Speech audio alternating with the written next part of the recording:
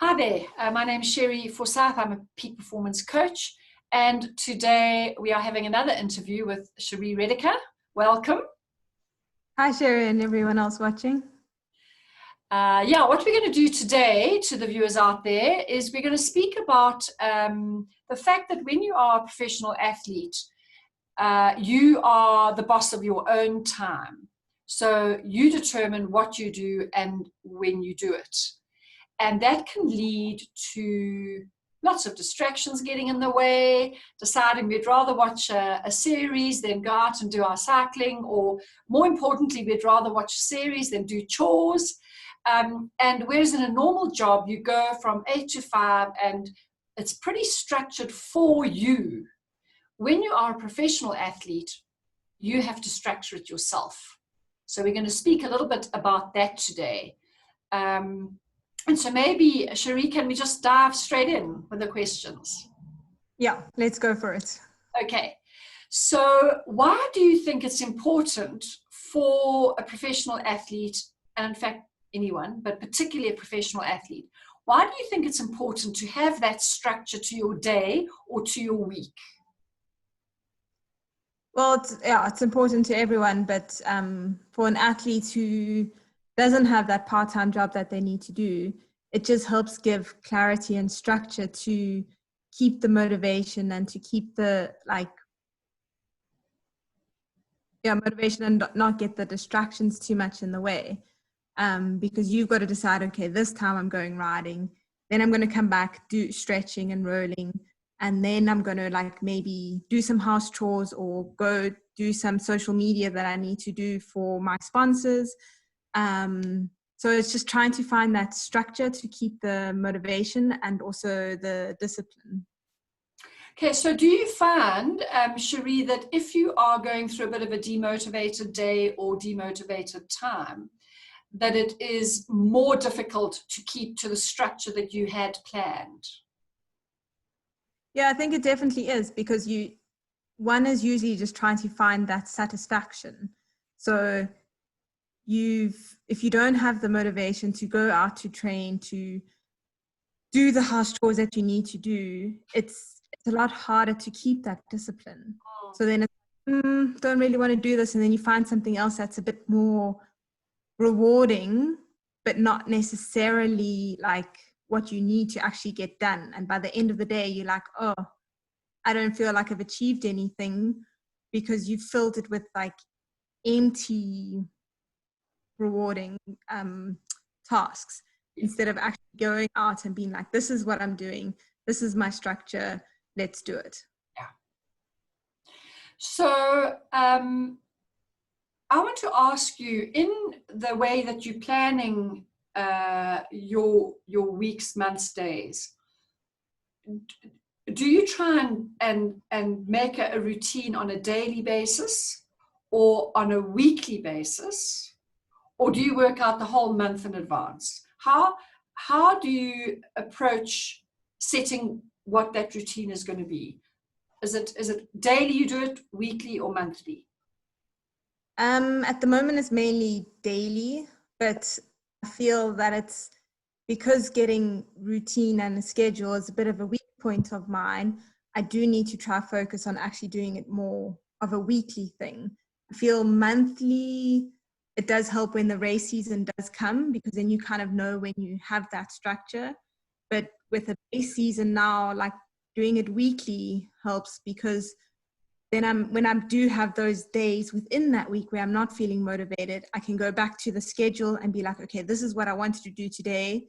Let me make sure I do that. And then I can move on to tasks that I feel that have come up, or I feel like I need to address before I actually do something else. So yeah, it is something I do need to keep working at.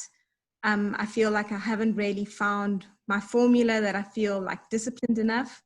And like you said, when you have the motivation, it's easy to get through that schedule, and being able to actually tick off that list and being like, cool, I've done this, I've done that.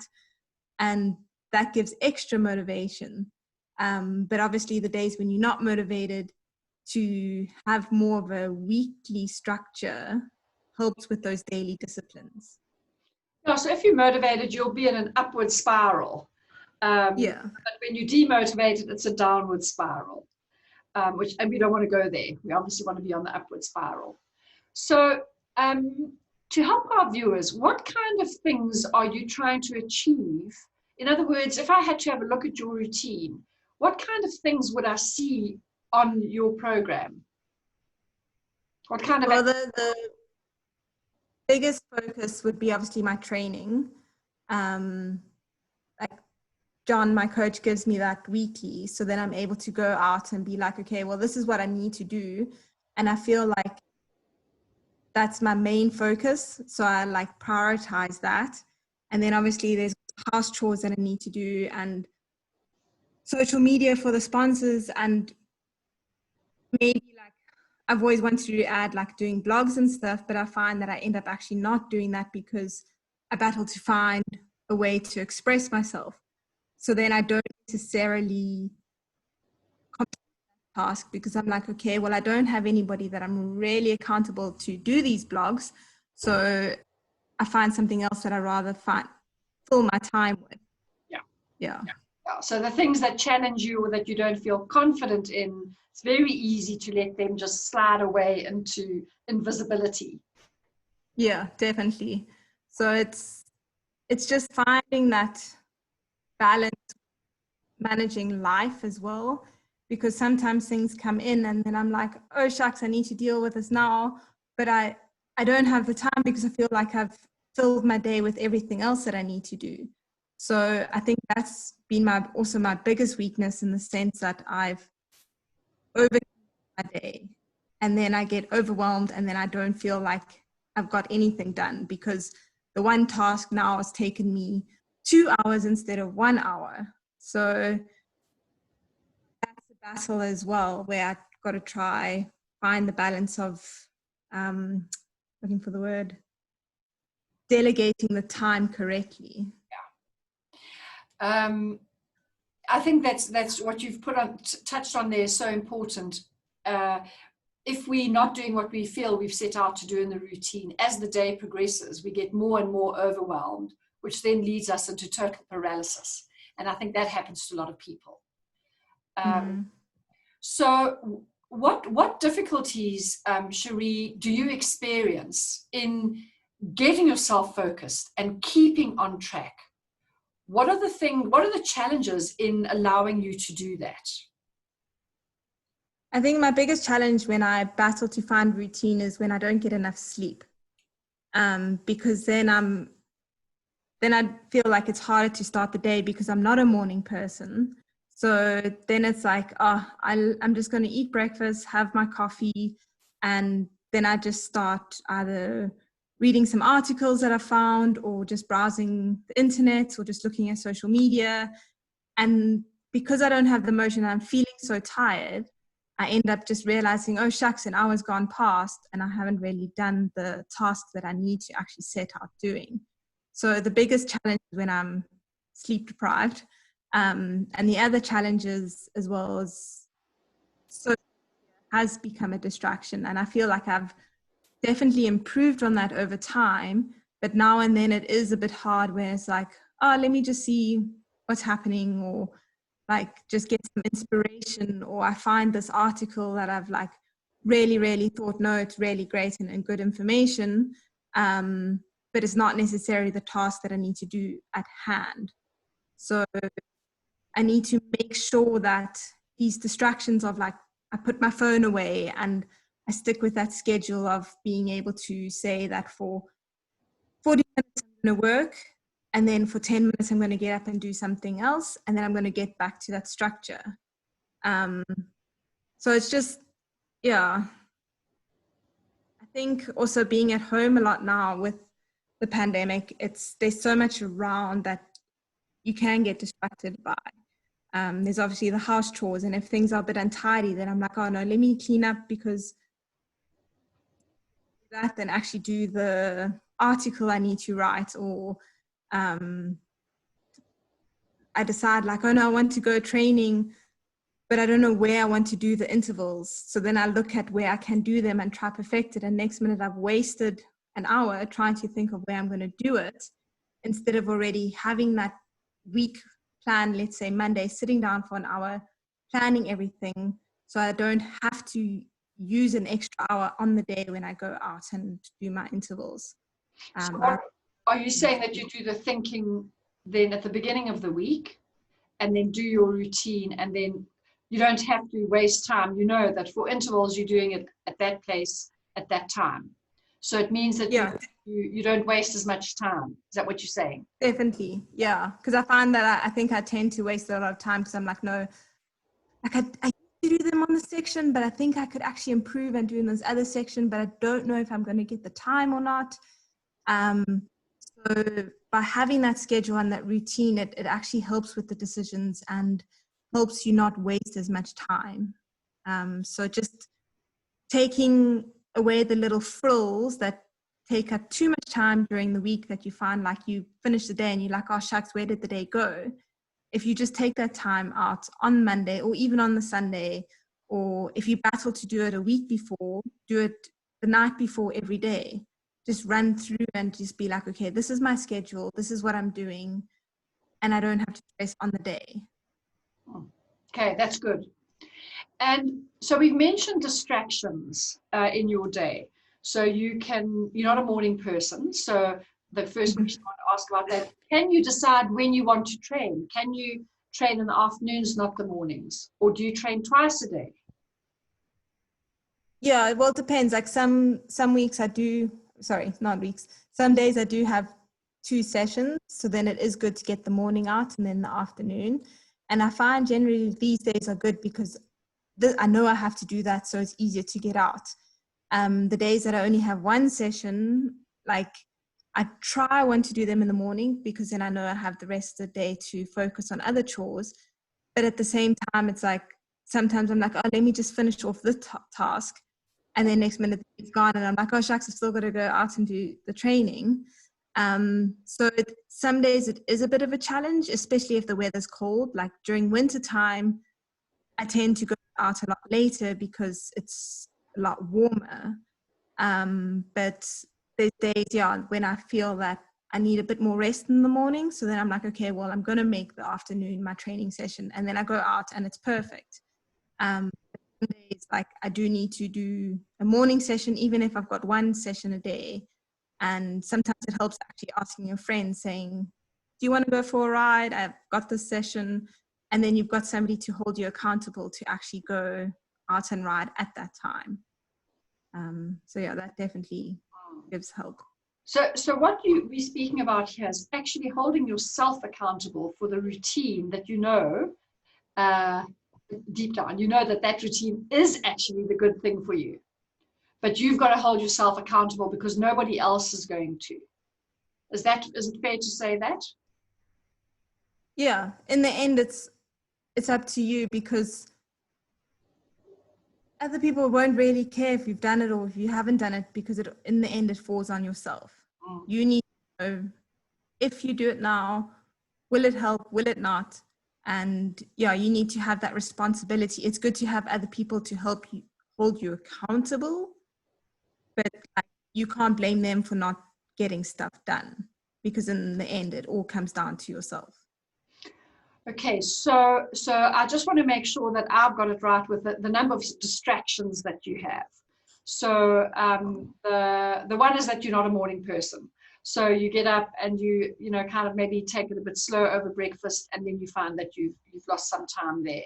Social media is a big eater of time. Going online and researching things also takes up time. Your house chores,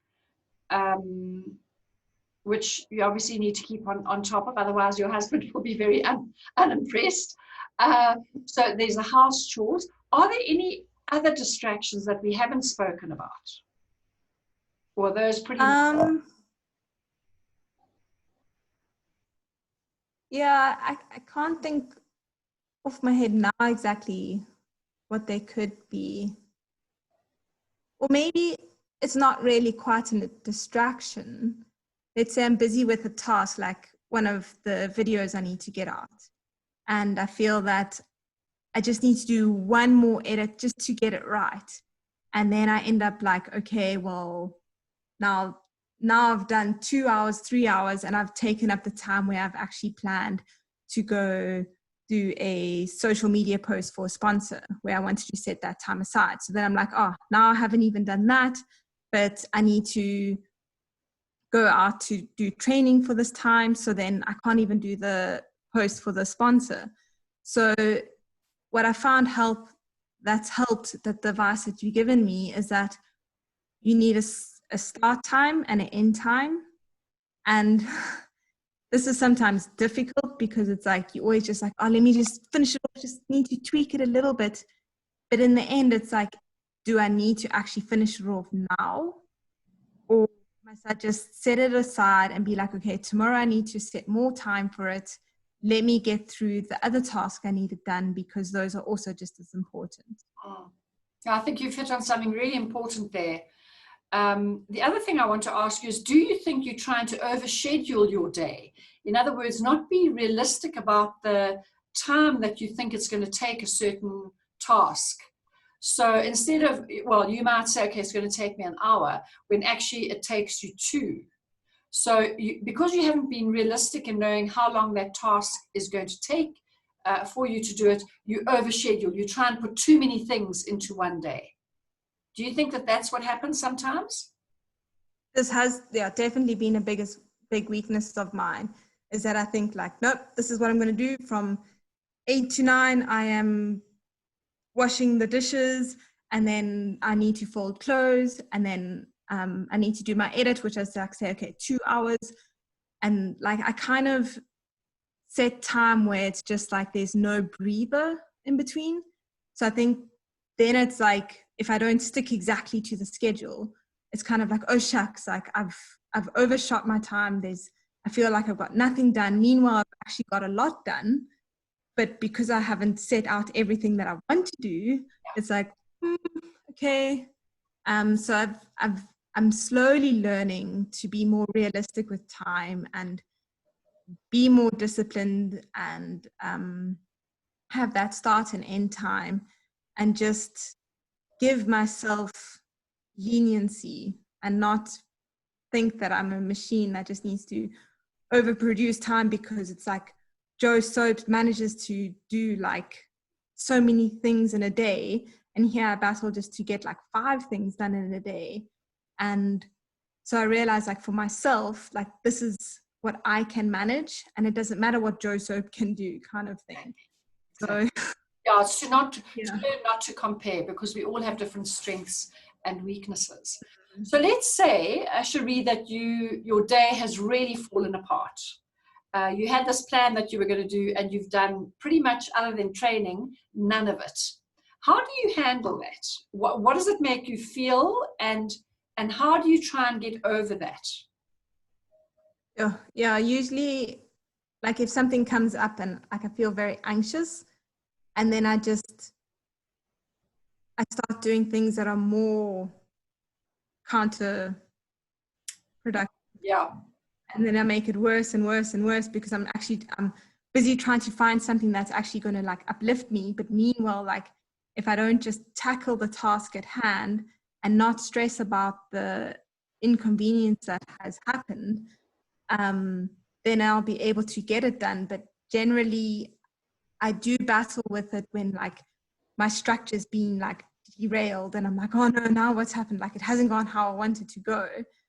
And instead of being like, calm, take a few breaths, focus, okay, this is what went wrong, this is how I can restructure it and move on. Sometimes I'm like, oh no, it hasn't worked, and then I just get myself more and more in a spiral going downwards. So yeah, I've lost track a bit of the thought there, sorry.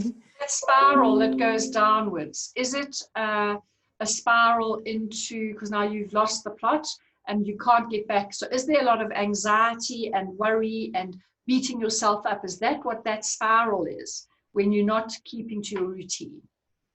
Yeah, generally, like, if things don't go to plan, I think I beat myself up way too much. And I've had a problem of trying to perfect things too much instead of just dealing with situations and just not getting so anxious about it, and just going back to that structure that I have, or like that schedule that I've created, and be like, okay, this is what's changed. How can I make it work? And just keep calm about it instead of just going downwards, rather create an upward spiral where I'm more motivated and find positive from the negative situation. No, I think that that's absolutely right. And there are a few things that affect your ability to cope with your routine. One of them being obviously your level of perfectionism, your level of motivation, your ability to realistically know how long a task is going to take, have a start time and an end time. And if you haven't finished in that time, you carry it through to the next day. Discipline is part of it as well. And I mean, you've obviously got discipline. Cherie, otherwise you wouldn't be the athlete that you are. But what you're wanting is that discipline you're wanting to be able to apply during your day, during your whole day, not just your training. So as the last question, is there anything else you feel quite important to say to possibly young cyclists out there who are suffering, or young athletes out there who are suffering from the same issue that you are? What advice would you give them? Be kind to yourself. Don't be so hard on yourself. Like, have the structure, do your best to stick to it. And if you find that you're not sticking to it and it's hard to get that routine by yourself, find somebody to hold you accountable, that you say, okay, this is my schedule for the week. Please ask me by the end of the week, like if I've done these tasks. And then if I haven't, can you set time to discuss with me to figure out how I can improve those tasks that I haven't done? Because I think it's not difficult for young athletes, or like any athlete, to training and have the schedule. It's the time that you're not training, how you structure that. And when you come back from the ride, do you do your stretching and rolling and your nutrition, and finding that balance, and also just not being overwhelmed with the kind of, not really free time, because like you've still got to make sure you have that balance between going on social media for promoting work side, but then make sure you're not going on to see what everybody else is doing or compare yourself, and just keep that structure and discipline to make it work for you in a positive light. So yeah, I think it's just start with a daily schedule, and once you manage to get that going, maybe go weekly, and obviously the monthly will come in when you have to know your races in advance and how to plan that around, and like which races you're going to do, how you're going to get there, where you're going to stay, because that can be very time consuming. And not to forget to have a start and an end time to the tasks you have at hand. I think that's brilliant. And thank you for having the courage to share with other people out there. In fact, something that you yourself are battling with. Yeah. I all think everybody else is completely perfect. And it's always so lovely when you can hear somebody who is saying, well, actually, I'm not doing it so well. This is something I'm still battling with. So if there are some athletes out there who would like to make contact with you, Cherie, which is the best way for them to contact you? Facebook or Instagram's good, on the messenger side. And yeah, if they want to also be able to reach out to you, there's your website that they can contact and get your information, Cherie Forsyth at Coaching. And yeah, I just think that they do need to contact me. They must feel free, and don't be scared to actually ask and reach out for advice. Yeah, thank you. Thanks for the generosity of that. And if you are a young athlete watching today, Cherie is just the right person to reach out to. She'll give you lots of sound advice and lots of encouragement. If you should want any more details at all, yeah, you can go to my website, which is www.cherieforsythcoaching.com, or on Facebook, Messenger, Instagram. Make contact and let's make you into a better athlete than you thought you were before. So Cherie, as always, thank you so much for your time. It's been a very valuable interview. Thanks so much, Cherie. I really appreciate these interviews and look forward to the next one. Lovely.